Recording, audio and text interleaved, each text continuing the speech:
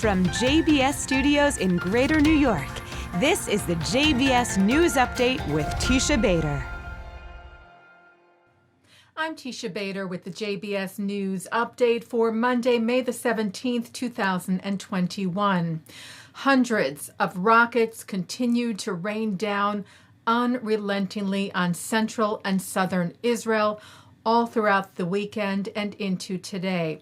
A total of well over 3,000 rockets have been fired at Israel by Gaza terror groups Hamas and Palestinian Islamic Jihad since last Monday, with an estimated 460 rockets falling short of Israel, landing in Gaza itself, causing Palestinian casualties. And in Israel on Saturday, a 55-year-old Israeli man was killed when a rocket from Gaza hit the Tel Aviv suburb of Ramat. The man reportedly did not have a safe room in his home and was unable to reach a bomb shelter in time. Many injuries were also reported this weekend, including some 8 people hurt when a rocket hit an apartment building in Ashdod today. Red alert sirens sent residents of Israeli cities and towns running for bomb shelters and safe rooms all weekend long and today. And for those driving at the time of siren sounding, stopping on the side of the road and running and crouching for some sort of protection. For example, in the southern Israeli town of Netivot, where security camera footage captured the moment of a siren sounding, and then a rocket fired from Gaza slamming into an Israeli street there yesterday, right by a gas station, with motorists having just 15 seconds to pull over their vehicles, exit their cars, and take cover. And Israeli news agency Walla conducted an interview with 2 women who were caught in one of the red alert sirens. Last week in Hulon, one of the women, named Galia, ran out of her car when sirens sounded to help another woman, Lian, struggling to get to shelter with her 3-year-old twins, when a rocket exploded, hitting a bus nearby and hitting Galia's empty car. Shrapnel from the rocket hit one of the twins, and Galia, who is religious and wears a traditional head covering scarf, made a tourniquet from the scarf, saving the infant's life. Walla reported on the story, with both women expressing their deep gratitude and love and calling the outcome for all a miracle. Meanwhile, the IDF continues its airstrikes in response on Hamas terror targets in Gaza, including this evening reportedly hitting the headquarters of Hamas's internal security in northern Gaza. Earlier today, hitting a senior commander of Palestinian Islamic Jihad, and this weekend bringing down a building that housed military assets and offices of Hamas's intelligence wing. The building also housed offices of the Associated Press and other media outlets, whom the IDF accused Hamas of hiding behind. The IDF made sure the building was evacuated with advanced warnings of at least 1 hour, giving the civilians in the building sufficient time to pack up and get out safely. No one was injured or killed because of these protocols. The IDF again stressed it does its utmost to avoid any civilian casualties, and shared this video of an operation on a target that was called off because it was believed that children might be present. Also yesterday, 7 Israeli border police officers were injured in a car ramming attack in the East Jerusalem neighborhood of Sheikh Jarrah. The Palestinian terrorist who deliberately hit the troops at a police checkpoint was shot and killed by other officers at the scene. Israeli Prime Minister Benjamin Netanyahu pledged that Israel's campaign against terrorist organizations in Gaza would continue.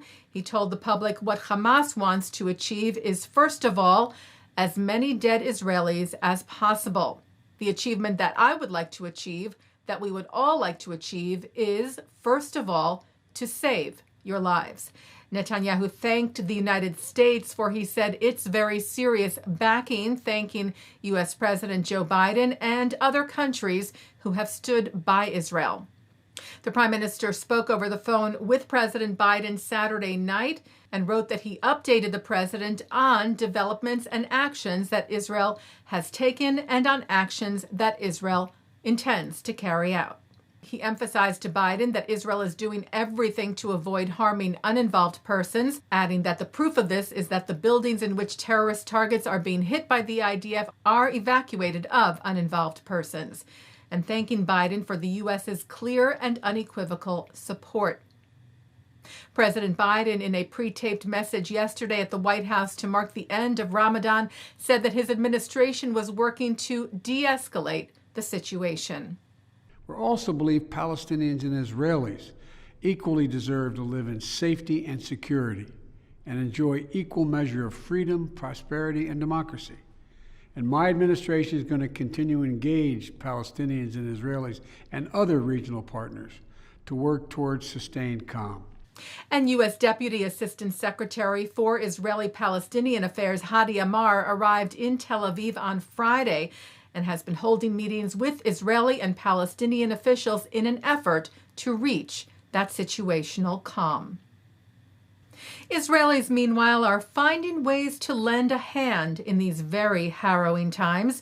Several Jewish and Druze guest house owners in northern Israel are opening their cabins, called tzimurim in Hebrew, for those who have been under fire in central and southern Israel for the last week, to find some peace and quiet in those cabins for a few-day getaway at no cost.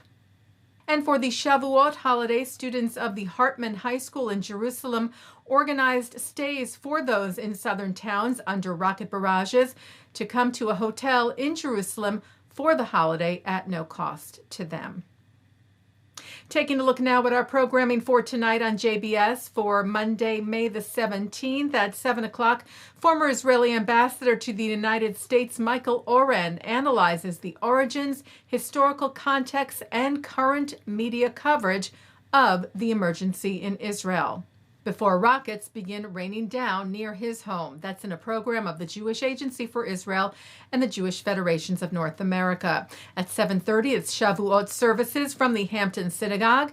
At 8:30, a concert from Hazamir in Kfar Saba. At 9, Mark Golub speaks with Sarah Esther Crisp and Rabbi Jeffrey Segelman to discuss the Ten Commandments.